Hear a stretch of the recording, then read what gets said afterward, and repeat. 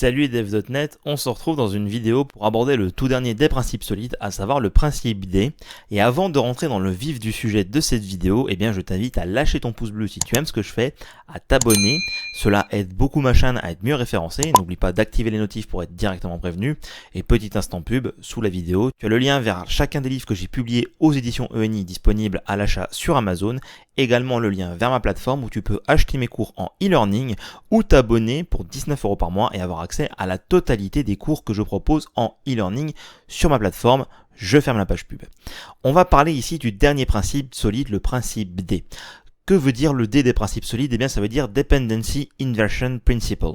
Tout simplement, ce principe veut dire il est préférable que ton code métier dépende d'abstraction et non d'implémentation.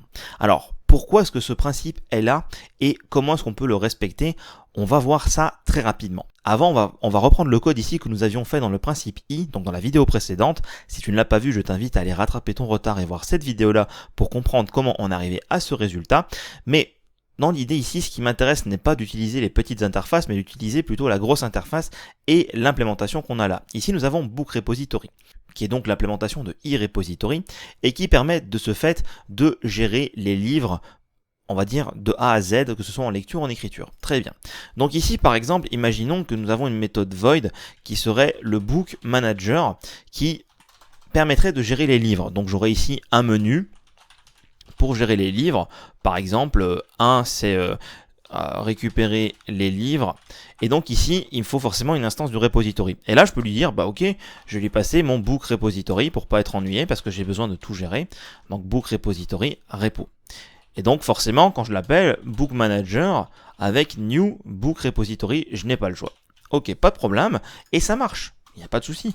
Ici, je vais faire un repo.getAll et après, je continue mon menu. Bref, je ne vais pas perdre de temps à faire un menu en projet console. Tu as compris l'idée. C'est que ta méthode Book Manager a besoin du repo pour accéder à tes livres et tu lui donnes le Book Repository qui est donc ton implémentation qui est ici, ta classe qui permet de faire le boulot. Et en soi, il n'y a pas de problème à ça. Mais imagine que dans un futur proche ou lointain, on vient de te voir en disant, en fait, il y a un petit problème avec cette instance de Book Repository, c'est que vu que la collection est en mémoire, à chaque fois qu'on ferme l'appli, on perd tout ce qu'on avait fait dans le repo, donc toutes les saisies qu'on avait effectuées, et donc quand on la relance, on est obligé de recommencer. C'est quand même vachement pénible. Ce serait bien si tu pouvais nous faire une sauvegarde dans un fichier. Et donc là, tu te dis, ok, ce que je vais faire, c'est peut-être que je vais créer un nouveau repo, un file repository, et donc je vais créer ici une nouvelle classe, file repository, et puis ça tombe bien, vu qu'en fait j'ai déjà une interface qui décrit tout ce que doit faire un repository, je vais lui faire implémenter e-repository. Donc je vais demander AVS de gentiment m'implémenter l'interface, donc là j'ai toutes les méthodes que je dois renseigner, et donc je les renseigne pour gérer ça dans un fichier. Encore une fois, je ne vais pas perdre de temps à faire la saisie de tout ce qu'on ferait pour gérer une base de données sous forme de fichier. Ok. Le problème, c'est que maintenant, dans ton programme, ton book manager qui est ici, il peut plus utiliser le book repository parce qu'on t'a dit que, il y a un problème avec celui-là. On perd toujours tout en mémoire. Donc, il faut que tu utilises maintenant le file. Donc ici, tu vas dire, ok, je vais utiliser le file. Alors, file, book. Je l'ai appelé file repository. Ouais, je l'ai appelé file repository. Donc, on va utiliser le file repository. Et forcément, erreur de compilation à l'appel. Ça ne marche pas, il n'y a pas de conversion implicite entre un book repository en mémoire et un file repository. Donc ici, pareil, tu dois changer. Alors là, dans le cadre de ce projet-là, bien sûr, c'est totalement anodin, parce que j'ai deux endroits où je dois le changer. Mais dans un vrai projet, ce genre de choses peut t'amener à modifier un très grand nombre de classes si ton service ou la classe que tu utilises est utilisée de façon très générale dans ton application.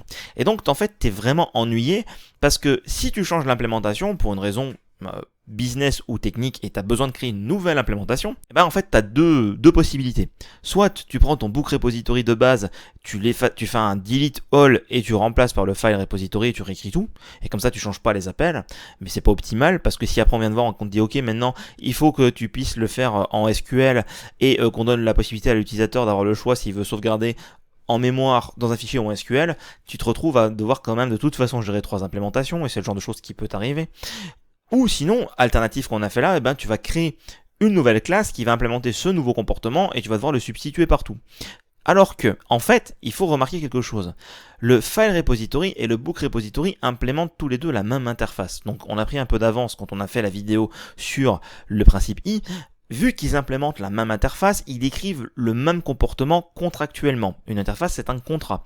Quelqu'un qui récupère une interface en paramètres de méthode, c'est qu'il va avoir une implémentation, il ne sait pas la classe qu'il y a derrière, et d'ailleurs, en fait, je pense que généralement, il s'en fiche. Par contre, il sait qu'elle va respecter le contrat qui est le e-repository, et encore une fois, attention au principe L de Liskov, si tu implémentes une interface, c'est pareil que si tu hérites d'une classe, il faut que tu implémentes le contrat de A à Z, et pas juste partiellement, parce qu'on ne sait pas comment le consommateur de ce contrat va utiliser tout ce qu'il y a dans le contrat. Donc, encore une fois, les principes se croisent et sont tous entremêlés. Et donc ici, eh bien, vu que je sais que j'ai ce contrat, je m'en fous de l'implémentation qu'il y a derrière. Je sais juste que dans la classe qui implémente e-repository, j'aurai la possibilité d'aller lire, écrire, et c'est tout ce qu'il me suffit de savoir. Donc dans mon programme, au lieu d'utiliser un file repository, je vais utiliser ici un e-repository. Et comme ça, eh bien, je peux utiliser indistinctement le book repository, ça compile très bien, et le file repository, tout simplement car ces deux classes implémentent la même interface. Donc ça, on va dire, c'est le b.a.-ba, la base. Et en plus de ça, si tu couples ce système-là avec un système d'injection de dépendance de toute ton application, eh bien, il n'y a qu'un seul endroit de ton application où tu auras besoin de changer le lien de corrélation entre ton implémentation et ton abstraction, c'est dans la configuration du conteneur d'injection de dépendance. Certes, c'est un sujet un peu avancé, mais en gros, ce que ça veut dire, c'est que tu vas déclarer à un seul endroit de ton application, chaque fois que quelqu'un a besoin d'un e-repository, donne-lui un file repository. Tu le déclares une seule fois et dans tous les endroits où tu utilises, tu vas utiliser partout e-repository. Comme ça, si on vient de voir en te disant maintenant il faut stocker ça dans une base de données SQL, eh bien tu vas aller dans ton container, là où tu as dit pour les e-repository, je veux un file repo, tu vas changer, tu vas dire pour les e-repository, je veux un SQL repository, et tout le code qui utilise l'abstraction ne sera pas modifié car le contrat sera toujours respecté. Donc normalement on a fait le tour de tous les principes solides, je pense que tu vois en quoi ils peuvent t'aider à produire du code de meilleure qualité, plus maintenable et plus évolutif. Si c'est le cas, encore une fois, n'hésite pas à lâcher ton pouce bleu sous la vidéo, à t'abonner et n'hésite pas à utiliser l'espace commentaire pour en discuter. Encore une fois, c'est une discussion et si jamais il y a quelque chose qui est pas clair ou que tu penses que j'aurais dû expliquer autrement ou même que tu penses qu'il est faux, eh ben, on peut en discuter en commentaire, il n'y a pas de problème avec ça. Cette vidéo clôture notre série sur les principes solides. Encore une fois, j'espère que cette série t'a plu, qu'elle t'a appris des choses. Et moi, je te dis à bientôt pour des prochaines vidéos autour des technos.net.